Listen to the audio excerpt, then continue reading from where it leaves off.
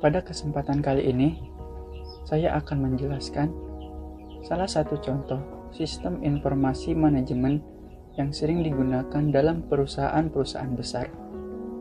Teman-teman pasti ada yang belum tahu dan ada yang sudah tahu tentang salah satu contoh sistem informasi manajemen ini, yaitu supply chain management.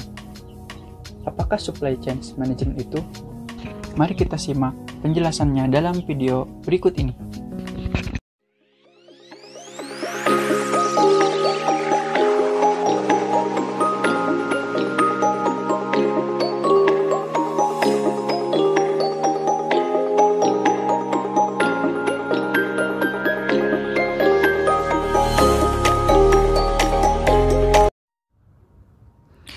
Mengenal apa itu supply chain management.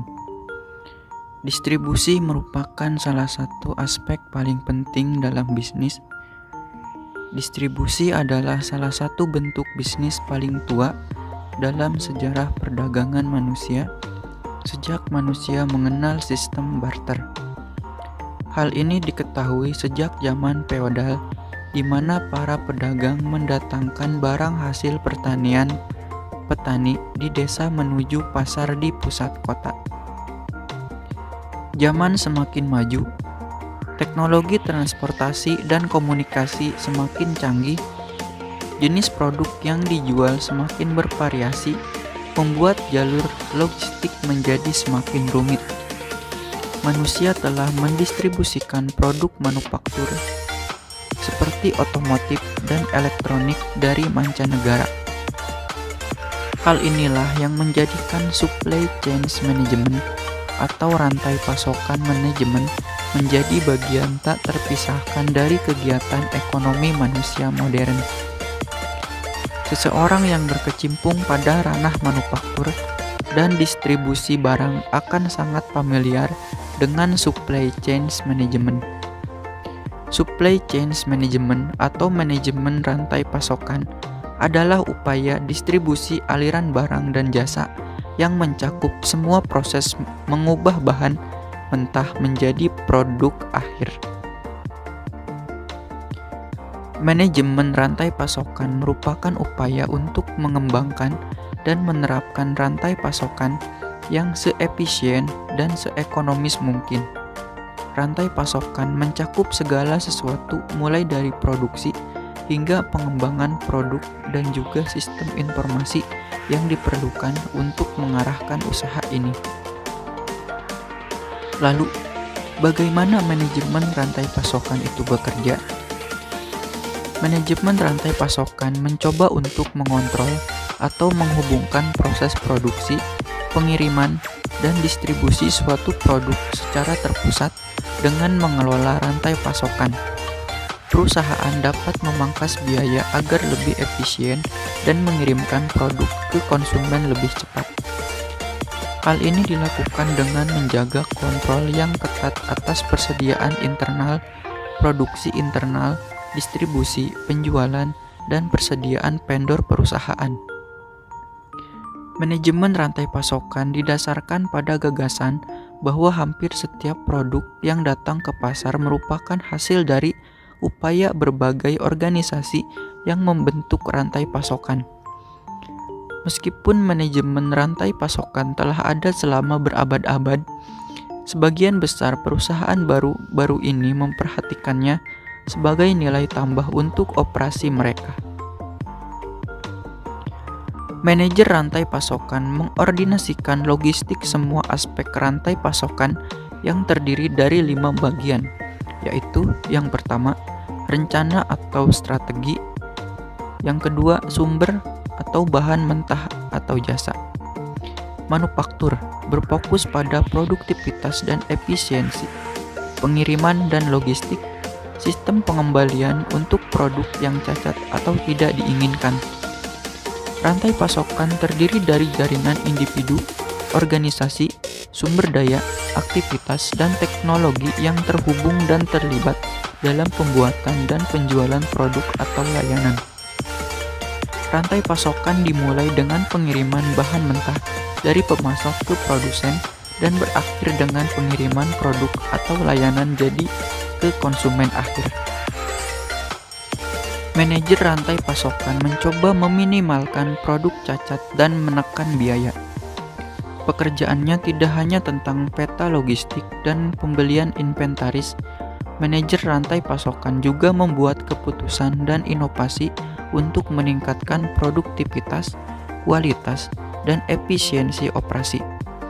Dengan mengelola rantai pasokan, perusahaan dapat memangkas biaya berlebih dan mengirimkan produk ke konsumen lebih cepat. Peningkatan produktivitas dan efisiensi langsung dampak yang nyata dan kontinu.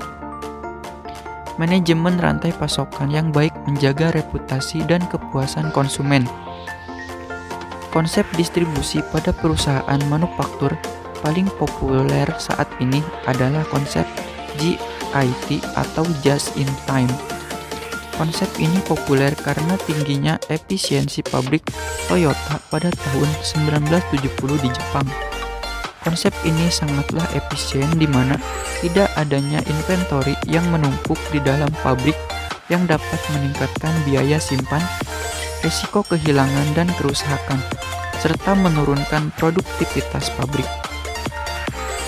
Lalu, apakah itu Just in Time atau JIT? Konsep Just in Time adalah metodologi alur kerja manufaktur yang bertujuan untuk mengurangi waktu, aliran, dan biaya dalam sistem produksi dan distribusi bahan. Konsep Just in Time menggunakan pendekatan yang berfokus pada manusia, pabrik, dan sistem.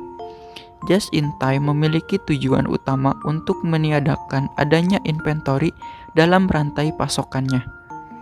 Hal ini dilakukan dengan cara memprediksi permintaan barang dari konsumen, menghubungi supplier yang memiliki kompetensi tinggi dan menjalin hubungan jangka panjang yang profesional, memproses bahan baku seefisien mungkin dan fokus dalam upaya mengurangi produk cacat sehingga tidak ada produk yang ditarik dari pasaran atau di-recall. Hal ini dapat dipenuhi jika karyawan yang bekerja dalam pabrik memiliki keterampilan yang tinggi, perusahaan memiliki sistem komunikasi yang efektif antar departemen, dan hubungan kerjasama yang baik antara supplier dan distributor. Bagaimanakah cara menerapkan konsep JIT atau Just in Time ini?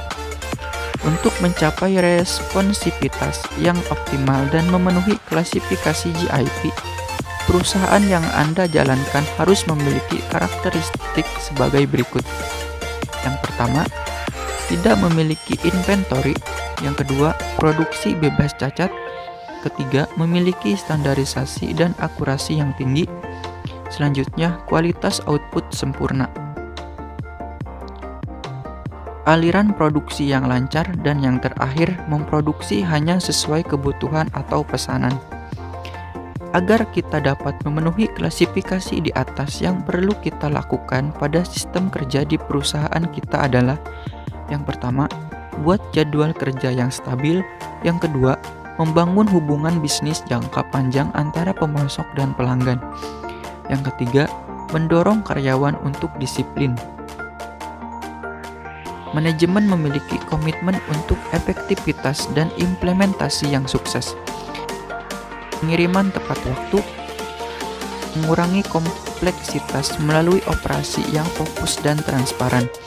Yang selanjutnya, penggunaan mesin yang kuat dan fleksibel serta mudah digunakan, melibatkan staf dalam perbaikan operasional dan pemecahan masalah. Yang terakhir, memperluas fleksibilitas kapasitas, artinya perusahaan kita dapat beradaptasi pada jumlah order yang berubah-ubah, entah itu kecil ataupun besar. Itulah beberapa teknik logistik just in time umum yang diterapkan oleh manajer rantai pasokan yang sukses. Namun, kita dapat menambahkan beberapa teknik tambahan untuk perencanaan dan pengendalian untuk meningkatkan peluang keberhasilan untuk memenuhi kriteria just in time yang akan meningkatkan produktivitas perusahaan kita. Itulah tadi pengertian dan pembahasan tentang supply chain management yang sering diterapkan dalam perusahaan sistem informasi manajemen. Semoga dapat menambah pengetahuan teman-teman semua. Sampai jumpa. Wassalamualaikum warahmatullahi wabarakatuh.